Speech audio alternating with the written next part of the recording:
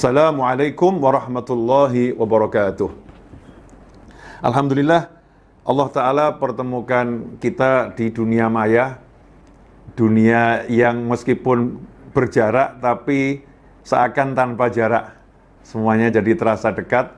Ini termasuk rahmat Allah Ta'ala untuk kita yang hidup di akhir zaman ini, sehingga kita bisa bersilaturahim virtual, ya, lebih mudah untuk meningkatkan persaudaraan, ya, untuk mengenal saudara-saudara kita dan manfaat-manfaat lain yang banyak. Mudah-mudahan pertemuan kita ini diberkati oleh Allah Subhanahu wa Ta'ala.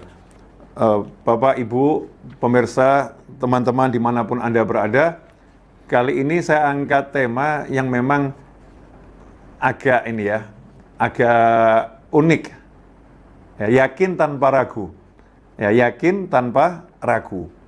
Kenapa saya pilih tema yakin tanpa ragu? Karena saya melihat dari pesan-pesan WhatsApp yang masuk ke saya, karena nomor saya share agar orang bisa kirim pesan, meskipun saya tidak harus menjawab, tapi saya minimal tahu problemnya masyarakat ini apa. Nah, ternyata problem yang paling besar adalah keraguan. Keraguan. Nanti kalau udah mulai yakinnya itu lemah, kemudian runtuh. Nah, kalau udah kita hidup nggak punya keyakinan, ya, kita bekerja nggak punya keyakinan, kita belajar nggak punya keyakinan, atau lemah yakinnya, maka kita akan menjadi manusia yang pesimis dan mudah jatuh. Kalau udah jatuh, mudah putus asa. Naudzubillah min dzalik. Karena itu saya akan bacakan bagian dari nasihat Imam Ghazali dalam kitabnya Ihya Ulumuddin yang di jilid pertama. Beliau berkata rahimahullah, wa minha ayyakuna syadidal inayati bitaqwiyatil yaqin fa innal yaqina huwa ra'su malid din. Qala Rasulullah sallallahu alaihi wasallam, al yaqinu al imanu kulluh. Al yaqinu al imanu kulluh. Wala budda min ta'allumi ilmi al yaqin a'ni awailahu thumma yanfatihul qalbi tariquhu. Walidzalika qala sallallahu alaihi wasallam ta'allamul yaqin wa ma'nahu jalisul muqinin wasma'u minhum ilmal yaqin wa wadibu 'alal iqtida' bihim liyaqwa yaqinukum kama qawiya yaqinuhum wa qalilun minal yaqin khairun min katsirin minal amal. Nah, ini insyaallah yang akan saya jadikan untuk landasan apa yang akan kita bahas pada kesempatan kali ini. Imam Ghazali mengatakan, hendaknya engkau memiliki perhatian yang sangat kuat, ya, betul-betul memperhatikan pada upaya untuk memperkuat keyakinan. Kita kuyatil yakin, memperkuat keyakinan, karena keyakinan itu merupakan modal utama, ya, modal utama dalam agama. Dalam orang mau ibadah, orang mau taat sama Allah, modal utamanya adalah keyakinan. Sebagaimana dikatakan oleh Rasulullah SAW dalam sebuah hadis yang diriwayatkan oleh Imam Abu Nuaim, Baihaqi dan juga Baihaqi, dikatakan di situ al-yaqinu al-imanu kulluh. Yakin itu adalah iman yang menyeluruh, ya, keseluruhan iman, itulah keyakinan. Totalitas iman, ya, itulah keyakinan. Sehingga orang yang punya keyakinan, imannya sempurna. Kalau keyakinannya kuat, sesuai dengan lemah dan kuatnya keyakinan itu, maka lemah dan kuatnya iman juga berbanding dengan kuat dan lemahnya keyakinan. Karena itu kata Imam Ghazali, kamu harus mempelajari ilmu yakin. Jadi ilmunya harus dipelajari. Yang dimaksud pelajari ilmu yakin itu bagaimana? Ya, ilmu dasar keyakinan ini kita harus pelajari. Nanti dengan sendirinya hati itu akan mendapatkan jalannya untuk mengenal keyakinan yang semakin besar dan semakin kuat. Karena itulah Rasulullah SAW bersabda, ta'allamul yaqin. Hendaknya kalian semua mempelajari keyakinan, ilmu yakin. Arti mempelajari di sini apa? Jalisul muqinin. Duduklah, bergaullah bersama orang-orang yang punya keyakinan kuat.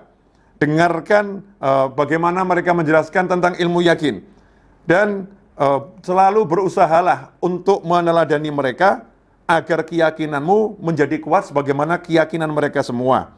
Dan sesungguhnya sedikit keyakinan lebih baik daripada banyaknya amal yang tidak ada keyakinan. Nah, insya Allah ini akan kita bahas. Mudah-mudahan kita dikasih ilmu yang berkah oleh Allah Subhanahu wa Ta'ala. Begini, yakin itu artinya mempercayai ya tanpa ragu. Itu yakin. Kalau mempercayai masih ada keraguan, benar enggak ya, bisa enggak ya, itu namanya prasangka. Kita masih memprasangkai. Jadi antara yakin sama prasangka itu berbeda. Kalau yakin udah bulat, saya percaya gitu. Nah, misalnya begini, Ka'bah itu ada di Mekah. Ka'bah ada di Mekah. Kita bisa yakin melalui beberapa sebab. Yang pertama, karena kita mendengar dari orang yang kita percaya, orang tersebut mengatakan, saya udah ke Mekah dan saya lihat Ka'bah ada di Mekah. Maka kita yakin Ka'bah ada di Mekah tanpa melihatnya. Ya, baik secara visual dengan apa namanya lewat ya dunia maya, atau kita langsung datang ke sana. Ketika kita umroh, kita ke haji, kita melihat Ka'bah betul-betul ada di Mekah. Nah, ini hanya dengan mendengar berita. Ini cara yang pertama. Cara yang kedua adalah dengan melihat langsung. Berangkat ke Mekah, lihat di situ ada Ka'bah. Kita yakin Ka'bah itu ada di Mekah. Nah, artinya tidak harus melihat langsung untuk yakin. Tidak harus melihat langsung untuk yakin. Tidak harus mengalami sendiri untuk yakin. Tetapi kita mendengar kisah orang-orang yang bisa kita percaya, maka kita bisa meyakini ya apa yang mereka sampaikan. Nah, saat ini yang terjadi adalah krisis keyakinan. Banyaknya keraguan. Ya, ragu akan janji-janji Allah Subhanahu wa Ta'ala. Contohnya, wa ma min dabbatin fil ardi illa 'alallahi rizquha. Tidak ada satupun yang melata di muka bumi ini kecuali sudah dijamin sama Allah rezekinya. Nah, ini banyak orang yang ketika dipecat dari kantornya, dipecat dari perusahaannya, ya dia merasa, wah udah, saya nggak mungkin bisa menghidupi keluarga saya nggak bisa menghidupi anak saya. Ya, saya tidak bisa menyekolahkan anak saya. Dari mana saya akan membiayai mereka semua? Wong saya ini dipecat. Cari kerja di masa pandemi ini susah, enggak semudah dulu. Wah, enggak mungkin saya. Dia enggak yakin kalau Allah menjamin rezekinya. Dia enggak yakin itu. Ragu. Kenapa dia ragu? Sebabnya adalah karena dia mulai mengukur. Ya, dia mulai mengukur apa yang dia bisa dan apa yang dia tidak bisa. Sementara dia melupakan bahwasannya Allah Maha Bisa, Allah Maha Mampu, Allah Maha Berkuasa atas segala-galanya. Dan yang dia bilang bisa, itu masih sifatnya nisbi. Yang dia bilang bisa, itu belum bisa dipercaya. Karena bisanya dia itu kalau dibisakan Allah. Dia bilang dia bisa jalan. Antum semua para dokter paham, ya orang yang mengaku bisa jalan, dalam hitungan detik bisa lumpuh dia. Orang yang mengaku dia bisa berbicara, dalam hitungan detik, na'udzubillah min dzalik, nasallahu afiyah, dia pun bisa kehilangan kemampuannya berbicara. Nggak ada kepastian. Tetapi kalau Allah Subhanahu wa Ta'ala, Allah Maha Bisa, Allah Maha Mampu, Allah Maha Kuat. Nah, ini kebanyakan kita saat ini adalah menyandarkan diri kita bukan kepada janjinya Allah dan Maha Mampunya Allah, Maha Bisanya Allah, tapi kita menggunakan ukuran diri kita sendiri. Kita merasa, wah saya nggak bisa, saya bisa, dan seterusnya. Nah, ini yang menyebabkan orang sekarang berada dalam kegalauan, dalam kesusahan, dalam kesuntukan, dan lain sebagainya. Nah, ini masalah pokoknya yang sekarang terjadi di mana-mana. Contoh, orang kena sakit. Orang kena sakit, dapat informasi bahwasannya kamu nggak bakal sembuh, kamu nggak bakal sehat, kamu sudah nggak ada obatnya ini. Informasi ini dia percayai sebagai sebuah kebenaran karena yang berbicara orang-orang yang ahli. Yang berbicara adalah pakar-pakar dan orang-orang yang melihat langsung pengalaman di lapangan bahwasannya orang yang penyakitnya seperti ini nggak ada harapan sembuh untuknya. Tetapi kalau orang yang yakin sama Allah Subhanahu wa Ta'ala bahwasannya Allah Maha Mampu menyembuhkan penyakit apapun, ya, penyakit apapun Allah maha mampu menyembuhkan. Maka dia akan menjadi orang yang optimis. Dia terima kenyataan, penyakit ini berat, penyakit ini mungkin kesempatan saya untuk hidup akan terenggut. Tetapi saya punya Allah Subhanahu wa Ta'ala, saya akan minta sama Allah Ta'ala, saya akan melakukan pengobatan, saya akan berjuang minta kesembuhan dari Allah Subhanahu wa Ta'ala. Sehingga yang muncul adalah jiwa yang optimis. Ya, dia tidak hancur oleh penyakitnya, Justru dia menjadi jiwa yang bersemangat, ya bergairah untuk mencari kesembuhan dari Allah Subhanahu wa taala dengan menjalani berbagai macam pengobatan yang bisa dilakukan. Kenapa? Punya keyakinan pada Allah Subhanahu wa taala. Nah, yakin tanpa ragu, itulah sikap orang-orang yang beriman. Saya akan ambilkan beberapa contoh yang ada di dalam kisah para nabi dan rasul. Ya, kisah para nabi dan rasul. Contoh yang pertama adalah contoh keyakinan seorang wanita yang ada dalam Al-Quran. Karena kadang ini kurang diangkat nih, keyakinannya. Dari sisi keyakinannya kurang diangkat. Siapakah itu? Ibunya Nabi Ismail alaihissalam. Kita masih ingat dengan jelas bahwasannya Nabi Ibrahim alaihissalam membawa istrinya dan anaknya atas perintah Allah Subhanahu wa taala untuk ditinggalkan di tanah yang dataran rendah yang sekarang kita kenal dengan kota Mekah. Saat itu padang Sahara. Saat itu nggak ada air. Saat itu nggak ada kehidupan. Saat itu gersangnya luar biasa. Diperintahkan Allah untuk meninggal anak istrinya di situ. Dan tidak boleh memberikan informasi. Nggak boleh berbicara apapun. Saat itu istrinya nanya, "Wahai suamiku, kenapa kami ditinggal di sini?" Maka Nabi Ibrahim tidak menjawab. Pertanyaan yang kedua, "Wahai suamiku, kenapa kami ditinggalkan di sini?" Tidak menjawab. Maka istrinya paham, ini suami saya tidak boleh bicara ini. Beliau pun nanya, "Wahai suamiku, apakah Allah yang memerintahkanmu untuk meninggalkan kami di sini?" Nabi Ibrahim tidak menoleh ke belakang tapi menganggukkan kepala.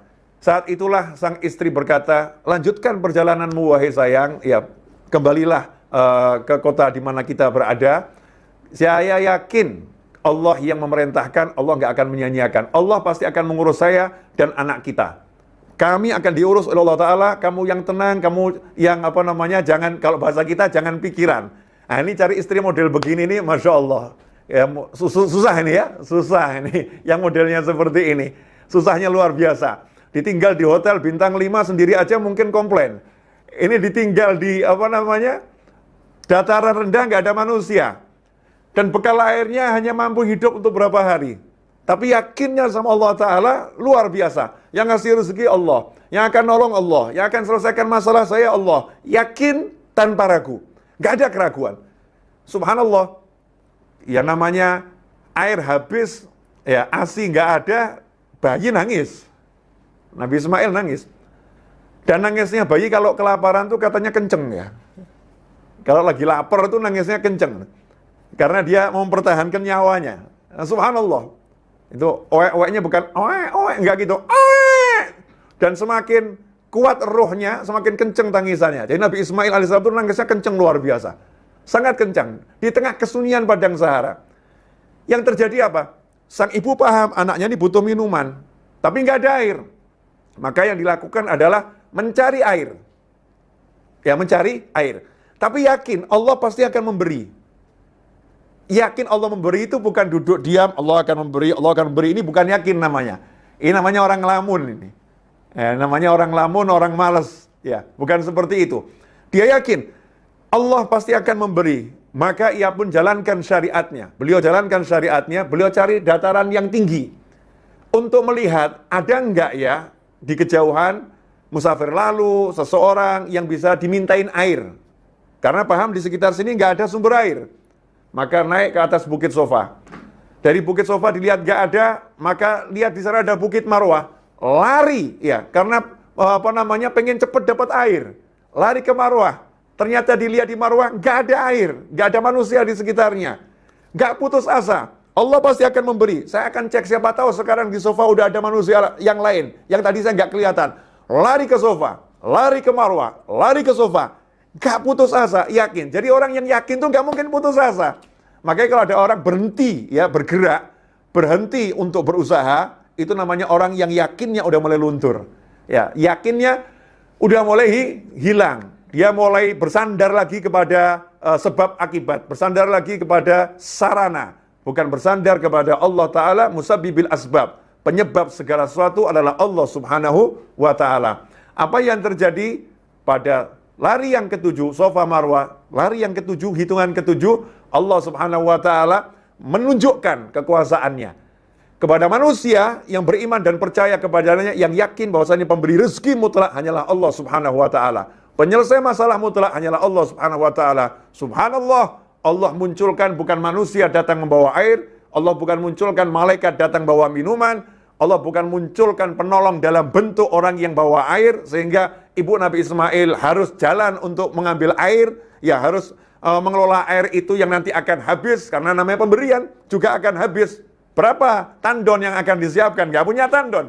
Maka Allah Subhanahu wa taala berikan air yang gak akan habis ila yaumil qiyamah, dan itu bukan muncul di sofa, bukan muncul di marwah, tapi Allah munculkan di kaki anaknya. Tepat di mana dia membutuhkan. Subhanallah. Allah Karim.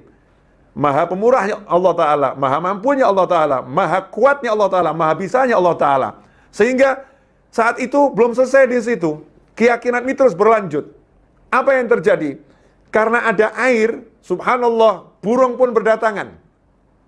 Burung berdatangan. Orang yang gak pernah lewat Mekah, karena tahu di situ gak ada air, dari jauh sekali melihat kok ada burung di daerah situ, maka mereka paham, ini sudah ada air di sana. Mereka pun datang ke situ. Ketika mereka datang lihat ada air dan ada yang punya, maka saat itulah mereka barter. Kasih makanan, ya. Ibunya Nabi Ismail memberi air, izin ngambil air. Beliau mendapatkan makanan, mendapatkan sayuran, mendapatkan buah-buahan, mendapatkan kambing dan lain sebagainya. Dan mereka akhirnya berkemah dan tinggal di sana. Akhirnya jadilah kota Mekah. Hidup nggak sendiri, ditemani, bahkan dapat mantu di situ. Subhanallah, ya dapat mantu di situ. Sementara Nabi Ibrahim alaihissalam, coba kita lihat. Nabi Ibrahim ketika pergi meninggalkan anak dan istrinya. Apakah berpikir bahwasannya anak dan istrinya akan meninggal dunia di situ? Enggak. Ternyata Nabi Ibrahim naik ke dataran tinggi, sudah jauh naik ke dataran tinggi, lihat ke kota Mekah, lihat ke arah istri dan anaknya yang tidak lagi memandang beliau, nggak kelihatan. Dari jauh angkat tangan, minta sama Allah, ya Allah, aku letakkan sebagian dari anak keturunanku di sebuah lembah yang nggak ada pepohonan di sana. Ya Allah, agar mereka bisa mendirikan sholat. Ya Allah, kirimkan buah-buahan dari segala penjuru. Ya Allah, kirimkan manusia dari segala penjuru. Ya, doa-doa yang dipanjatkan Nabi Ibrahim alaihissalam meyakini bahwasannya nanti akan ada anak keturunan yang mendirikan sholat. Artinya nggak akan meninggal dunia, akan hidup, akan dapat rezeki dari Allah Subhanahu wa taala. Jadi pikirannya selalu positif dan optimis. Itu orang yang yakin tanpa ragu. Ikhwani rahimakumullah. Kalau kita bisa punya keyakinan seperti ini, hidup itu akan enaknya luar biasa. Contoh yang kedua adalah kisah Nabi Musa alaihissalam. Nabi Musa alaihissalam ketika membawa kaumnya untuk meninggalkan Mesir. Nabi Musa bersama orang-orang tua, anak-anak, kemudian perempuan yang tidak punya senjata dan tidak dilatih militer, nggak punya pengalaman untuk berperang dan lain sebagainya. Taunya jalan kaki, nggak punya kendaraan, jalan kaki bersama-sama. Kemudian sampai di tepi laut, lautnya sangat ganas, ombaknya sangat besar, melihat ke belakang, Fir'aun dan bala tentaranya mengejar. Apa yang terjadi? Umatnya galau. Ya, umatnya belum punya keyakinan yang kuat. Dia baru percaya kepada Nabi Musa alaihissalam. Umatnya galau dan mengatakan, bagaimana ini depan laut, belakang Fir'aun mengejar. Terjun, binasa, kalau diam di sini juga akan binasa. Maka saat itu Nabi Musa alaihissalam nyantai, tenang, dan mengatakan, kalla inna ma'iya rabbi sayahdin. Kalla, tidak mungkin kita akan binasa. Tidak mungkin kita akan dihajar oleh Fir'aun dan bala tentaranya. Kalla, kenapa nggak mungkin? Inna ma'iya rabbi sayahdin. Karena bersamaku ada Allah Tuhanku sayahdin. Nanti dia Allah akan berikan petunjuknya kepadaku. Artinya saat berbicara seperti itu, Nabi Musa alaihissalam belum punya solusi. Nabi Musa alaihissalam nggak punya rencana untuk menyelamatkan semua ini, nggak punya. Tapi Nabi Musa alaihissalam percaya pada Allah Tuhannya yang maha kuasa, yang memerintahkan dia untuk bawa kaumnya meninggalkan Mesir. Pasti Allah akan berikan solusi. Pasti Allah akan berikan pertolongan. Pasti Allah akan berikan jalan keluar. Hasilnya apa? Subhanallah, Allah berikan solusi yang nggak masuk akal manusia. Lautan yang begitu dahsyat ombaknya. Bala tentara yang begitu hebat dan terlatih, militer terkuat saat itu. Nabi Musa dibekali tongkat, Allah hanya memerintahkan, pukulkan tongkatmu ke laut. Pukulkan tongkatmu ke laut. nanti akan terbelah lautan ini. Ya, akan terbelah. Nabi Musa yakin sama Allah Ta'ala. Beliau tidak mengatakan bagaimana laut akan terbelah dengan kayu. Apa mungkin nih laut akan terbelah dengan kayu? Apa bisa? Enggak seperti itu, langsung yakin. Bismillah, pukulkan. Maka laut pun terbelah. Nabi Musa pun berjalan di tengah laut yang dibendung oleh Allah SWT dengan kekuatan maha kuatnya Allah Ta'ala. Nabi Musa berjalan di situ bersama kaumnya. Dan disitulah kaumnya mulai yakin kepada Allah Ta'ala. Yakin kepada utusan Allah Ta'ala Nabi Musa alaihissalam. Karena melihat langsung bagaimana mukjizat yang Allah berikan kepada Nabi Musa alaihissalam. Sehingga kaumnya ini berjalan tanpa ragu. Berjalan tanpa rasa takut. Coba bayangkan kalau kita suruh jalan, ini tiba-tiba ada laut terbelah. Ini di kanan nih dindingnya nih laut. Ya, air. Di kiri dindingnya air. Kalau kita mungkin jalan was-was. Nah ini kalau kemudian nutup lagi gimana ini? Kalau kita ditenggelamkan gimana ini? Tapi umat Nabi Musa udah muncul keyakinannya di situ. Karena bergaul dengan Nabi Musa alaihissalam dan melihat langsung, pengalaman langsung. Apa yang terjadi? Berjalan dengan santai, karena itu orang-orang tua, anak-anak ya, dipaksa lari pun orang tua nggak bisa lari. Berjalan dengan santai sampai ke tujuan, kemudian Fir'aun dan bala tentaranya melihat lautan terbelah, mengejar masuk ke dalam sana. Apa yang terjadi? Fir'aun dan bala tentaranya ditenggelamkan oleh Allah Subhanahu wa Ta'ala. Kalla inna ma'iya rabbi sayahdin. Ikhwani rahimakumullah. Sebetulnya banyak contoh-contoh dalam Al-Quran, kisah-kisah Anbiya wal Mursalin yang akan mencerahkan kita, memberikan kita motivasi, menjadikan kita bersemangat untuk menatap ke depan itu dengan pandangan yang positif, ya, untuk berusaha. Kita ini menjalani kehidupan dengan penuh semangat dan penuh sukacita karena kita punya Allah Subhanahu wa Ta'ala. Ikhwani rahimakumullah. Lantas apa yang terjadi sekarang? Yang terjadi sekarang adalah dhu'ful yakin, lemahnya keyakinan. Lemahnya keyakinan. Kenapa lemah keyakinan? Karena percaya sama kalamullah, tapi kurang meyakini kalamullah. Percaya dengan ucapan Nabi Muhammad SAW, tapi kurang meyakini ucapan Nabi Muhammad SAW. Kita lebih mempercayai usaha kita, lebih mempercayai upaya kita, lebih mempercayai perencanaan kita, tapi kita kurang mempercayai perintah Allah Subhanahu wa Ta'ala. Allah sudah jelas menyatakan, "Wa may yattaqillaha yaj'al lahu makhrajan wa yarzuqhu min haitsu la yahtasib." Barang siapa bertakwa kepada Allah, yaj'al lahu makhraja, maka Allah akan selalu senantiasa memberikan jalan keluar untuknya atas apapun problematika yang dia hadapi, ya masalah yang dia hadapi, wa yarzuqhu min haitsu la yahtasib, dan Allah akan memberikan rezeki kepadanya dengan cara surprise, kejutan-kejutan yang enggak pernah dia sangka, yang enggak pernah dia perkirakan. Wa yarzuqhu min haitsu la yahtasib. Ini disiapkan Allah untuk orang-orang yang bertakwa.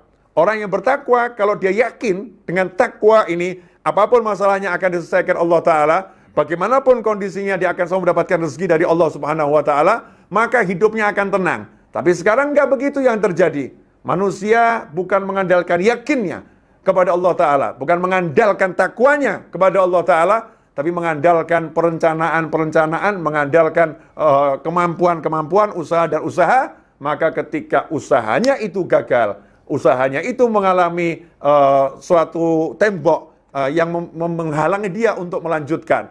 Ketika perencanaannya itu yang terjadi ternyata jauh dari apa yang dia rencanakan, saat itu dia pun menjadi lemah, lunglai, dan berputus asa. Dia pun kemudian menyerah menghadapi kehidupan. Na'udzubillah min dzalik.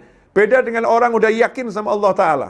Maka begitu dia berusaha semaksimal mungkin, melakukan perencanaan sebaik mungkin, seperti ibunya Nabi Ismail alaihissalam, berusaha semaksimal mungkin, melakukan perencanaan sebaik mungkin, cari tempat yang tinggi, ya cari tempat yang tinggi, kemudian bergerak cepat ke tempat tinggi yang lain. Perencanaannya bagus, usahanya bagus, tapi ketika mengalami yang namanya tembok kegagalan, kalau dalam pandangan manusia biasa, ternyata nggak ada manusia. Ternyata nggak ada air di situ, maka dia tidak berhenti berusaha. Kenapa? Karena saya yakin Allah pasti akan menyelesaikan. Allah akan berikan solusi. Dia kaitkan hatinya, pikirannya pada Allah Subhanahu wa Ta'ala, maka yang terjadi subhanallah luar biasa, seperti yang udah saya ceritakan di depan tadi. Nah, kalau orang yang bertakwa, yang yakin sama Allah Subhanahu wa Ta'ala, ketika dia punya masalah, maka dia bukan sholatnya semakin kendor, sholatnya akan semakin kenceng, baca Al-Qurannya semakin kenceng, sedekahnya semakin banyak, zikirnya semakin mantap. kemudian dirinya semakin diperbaiki, sambil dia terus berusaha sebaik mungkin, dia menantikan solusi dari Allah Subhanahu wa taala, dia menantikan surprise yang membahagiakan dari Allah Subhanahu wa taala. Inilah yang namanya yakin tanpa ragu. Nah, kenapa terjadi keraguan? Karena kumpul dengan orang-orang yang ragu. Kumpul dengan orang-orang yang selalu mengandalkan hitung-hitungan. Kumpul dengan orang-orang yang selalu mengutamakan perencanaan. Kumpul dengan orang-orang yang seakan-akan ya menjadikan usaha itu seperti Tuhan. Karena aku berusaha, aku bisa. Karena aku bekerja keras, aku berhasil. Jadi menuhankan usaha. Naudzubillah min dzalik. Menuhankan yang namanya perencanaan. Naudzubillah min dzalik. Kemudian kumpul dengan orang-orang yang dia itu putus asa. Kumpul dengan orang-orang yang putus asa, saya udah usaha begini gagal, saya udah berjuang semaksimal ini gagal, udahlah menyerahlah menghadapi semua ini, nggak mungkin bisa. Orang-orang yang melemahkan ya semangatnya. Kalau kita pengen kekuatan yakin kita ini kuat, ya kita jangan mendengarkan yang seperti itu, tetapi kita mendengarkan kisah orang-orang yang kuat yakinnya pada Allah Subhanahu wa taala, yang selalu memberikan semangat. Allah itu ada, Allah Maha bisa. Kita ini nggak bisa apa-apa. Tugas kita hanya berusaha. Kalau nanti ada tembok yang menghalangi, kalau nanti ada kegagalan yang dianggap oleh manusia, itu bukan kegagalan. Itu jalan Allah Subhanahu wa taala untuk menyampaikan kamu pada tujuan yang lebih besar. Jalan Allah taala berikan kamu solusi, memberikan kamu rezeki. Terus tingkatkan sholatmu, tingkatkan zikirmu, tingkatkan sholawatmu, tingkatkan istighfarmu, tingkatkan sodakohmu, tingkatkan qiraatul Qur'anmu, sehingga dia akan hidup dengan penuh optimis. Ikhwani rahimakumullah. Mudah-mudahan apa yang saya sampaikan ini berkah dan manfaat. Kurang lebihnya mohon maaf. Jazakumullah khairan. Walafu minkum. Insyaallah kita bisa menyambung dalam kesempatan yang lain. Wassalamualaikum warahmatullahi wabarakatuh.